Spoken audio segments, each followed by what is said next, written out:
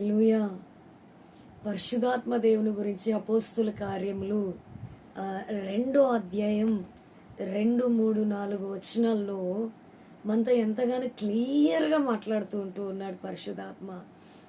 అప్పుడు వేగముగా వీచు బలమైన గాలి వంటి ఒక ధ్వని ఆకాశం నుండి అకస్మాత్తుగా వారు కూర్చుండి ఉన్న ఇల్లంతయు నుండెను.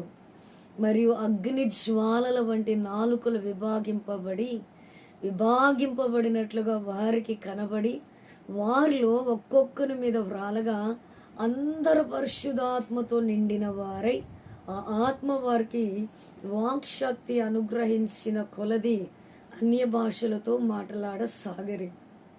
యేసయ్యకి మహిమ కలుగునుగాక. పెంతెకోస్తు దినము గురించి యేసయ్య మనతో మాట్లాడుతూ ఉన్నాడు. ఈ 4 వచనాల్లో పెంతెకోస్తు దినంగా మనం చూస్తూ ఉన్నాం. మేడ మీద గది అనుభవాన్ని మనం చూస్తూ ఉన్నాం.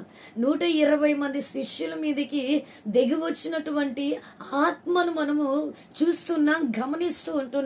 చూస్తున్నామంటే దేవుని యొక్క వాక్యాన్ని నువ్వు చూస్తుంటే అది పరిశుద్ధాత్మ దేవుని చూస్తున్నట్లే. యేసయ్యకి మహిమ కలుగునుగాక.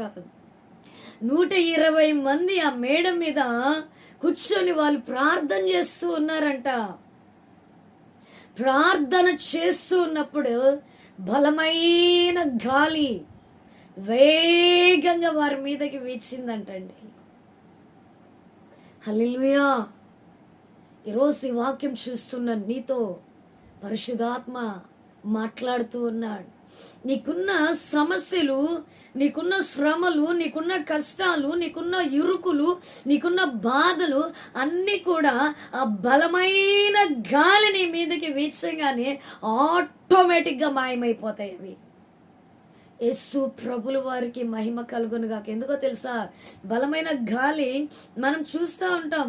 మామూలుగా మనం మాట్లాడుకున్నట్లయితే ఒక గాలి వస్తున్నది, మన ఏరియాలో ఒక గాలి వీస్తున్నదంటే ఆ గాలి యొక్క దెబ్బకి ఆ రోడ్డు మీద ఉన్న చెత్త చెదారము అంతా ఎగిరిపోతూ ఉంటుంది. చెట్లు విరిగిపోతూ ఉంటాయి. ఎక్కడెక్కడ చిత్తు కాగితాలన్నీ చిత్తు మొత్తము ఎక్కడెక్కడదంతా ఎగిరిపోతూ ఉంటుంది. పైన ఏదన్నా తేలిగ్గా ఉన్న రేకులు, చిన్నపాటి రేకులు ఏదన్నా కూడా అవి ఎగిరిపోతూ ఉంటాయి. ఈరోజు వాక్యం చూస్తున్న నీతో పరిశుద్ధాత్మ దేవుడు మాట్లాడుతున్నాడు. లోక సంబంధమైన గాలి వీచినప్పుడే ఆ వీధిలో ఉన్నటువంటి, ఆ రోడ్స్ మీద ఉన్నటువంటి, ఆ ఏరియాలో ఉన్నటువంటి చెత్త మొత్తము, దుమ్ము మొత్తం, ధూళి మొత్తం కొట్టుకోబోతా ఉన్నది.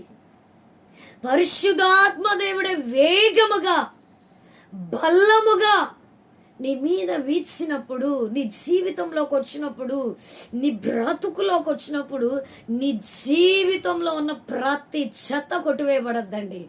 ఆటోమేటిక్గా ఆ దుమ్ము, ధూళి, ఆ చెత్త, చెదారము ప్రతిదీ కూడా ఈ వేగవంతమైన గాలి కింద ఉండలేక, గాలి ముందు ఉండలేక ఆటోమేటిక్గా వెళ్ళిపోతుంది.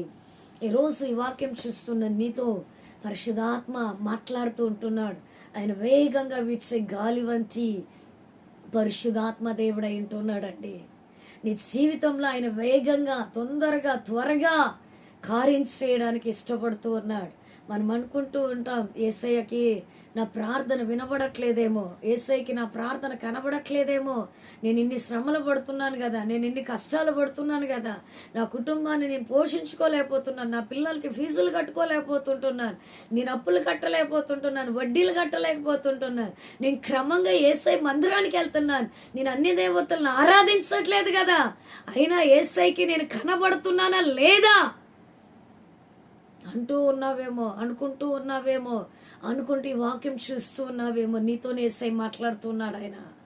ఆయన ఎవరో తెలుసా? సర్వాంతర్యామి అండి. సర్వం ఉంటాడు యేసయ్య. ఈ స్థలంలో ఉన్న దేవుడు ప్రతి స్థలంలోనే ఉంటాడు. అందుకే ఆయన పేరు సర్వాంతర్యామి. అన్ని చోట్ల ఉన్నటువంటి దేవదేవుడు అయి ఉంటూ ఉన్నాడు ఆయన. యేసు ప్రభుల వారికి మహిమ కలుగునుగాక. పరిశుద్ధాత్మ ఒకసారి నీ జీవితంలోకి బలముగా ఆయన వచ్చినాడంటే నీ శ్రమలు, నీ కష్టాలు ఆటోమేటిక్గా తొలగిపోతాయి. దేవుని ప్రజలారా, మా జీవితాల్లో కూడా ఎన్నో శ్రమలు, ఎన్నో ఇరుకులు, ఎన్నో ఇబ్బందులు దేవుని సన్నిధిలో ఆయన కృపాసనం వద్ద ఆయన బలిపీఠం దగ్గర ఆయన పాదాల చెంత పట్టుకున్నప్పుడు దేవుని బలమైన ఆత్మ కుమ్మరించినప్పుడు మా బ్రతుకుల్లో ఉన్నటువంటి చేదు, మార, వేదన, కన్నీరు, కలవరాలు, కష్టాలు, శ్రమలు, ఇరుకులు, ఇబ్బందులు, శోధనలు ఒక్కొక్కటి కొట్టివేయబడడం మేము చూడగలిగినాం. అందుకే ధైర్యంగా ఈ మాట మీతో పంచుకోగలుగుతూ ఉన్నాం. యేసు ప్రభుల వారికి మహిమ కలుగునుగాక. పరిశుద్ధాత్మ నీకెంతో అవసరమై ఉన్నాడు. పరిశుద్ధాత్మ పని నీకెంతో అవసరమై ఉన్నాడు.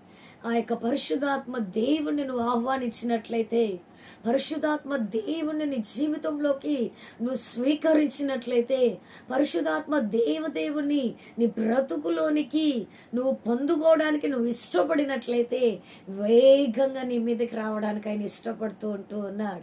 గురుపోతు వేగం కంటే వేగంగా నీలో క్రియేట్ చేయడానికి ఆయన ఇష్టపడుతూ ఉన్నాడు. యేసు ప్రభుల వారికి మహిమ కలుగునుగాక.